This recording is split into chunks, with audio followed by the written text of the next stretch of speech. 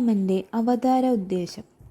വിശ്രവസിൻ്റെ പുത്രനും രാക്ഷസരാജാവുമായ രാവണൻ ബ്രഹ്മാവിനെ തപസ് ചെയ്ത് പ്രത്യക്ഷനാക്കി.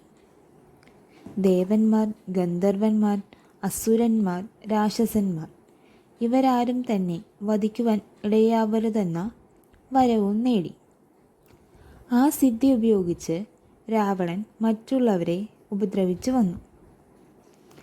ദേവേന്ദ്രനെ അപമാനിക്കുകയും ഋഷികൾ, ബ്രാഹ്മണർ തുടങ്ങിയവരെ കഠിനമായി ദ്രോഹിക്കുകയും ചെയ്തപ്പോൾ ഭൂമിദേവി വളരെ സങ്കടപ്പെട്ട് ഒരു പശുരൂപം ധരിച്ച് ദേവേന്ദ്രനെ അഭയം പ്രാപിച്ചു. ഇന്ദ്രൻ ഭൂമിദേവിയുമായി ബ്രഹ്മാവിനെ സമീപിച്ച് സങ്കടം പറഞ്ഞു. താൻ കൊടുത്ത വരബലത്തിൽ ഒരു പഴുതുണ്ടെന്നും അത് അവജ്ഞ മൂലം അവൻ വിട്ടുകളഞ്ഞതാണെന്നും തന്മൂലം ഒരു മനുഷ്യന് അവനെ വധിക്കുവാൻ കഴിഞ്ഞേക്കാമെന്നും ബ്രഹ്മാവ് ദേവകളെയും മറ്റുള്ളവരെയും പറഞ്ഞു സമാധാനിപ്പിച്ചു.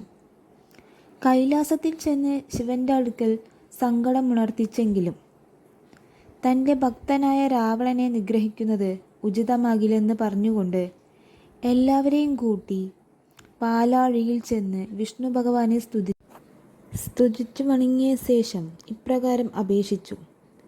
ഇതിനു മുമ്പ് ലോകസംരക്ഷണത്തിനായി പല അവതാരങ്ങൾ കൈക്കൊണ്ടിട്ടുള്ള ഭഗവാൻ ഒരു മനുഷ്യനായി ഭാവിച്ച് രാവണ നിഗ്രഹം നടത്തി ഞങ്ങളെ ഇപ്പോഴത്തെ സങ്കടത്തിൽ നിന്നും മോചിപ്പിച്ചാലും.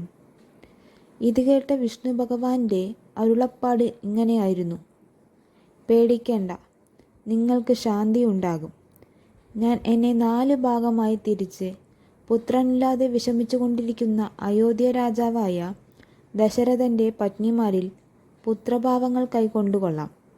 രാവണനെയും കൂട്ടരെയും വധിച്ച് ലോക നന്മയ്ക്കായി ഭൂമിയെ പരിപാലിക്കുന്നതായിരിക്കും.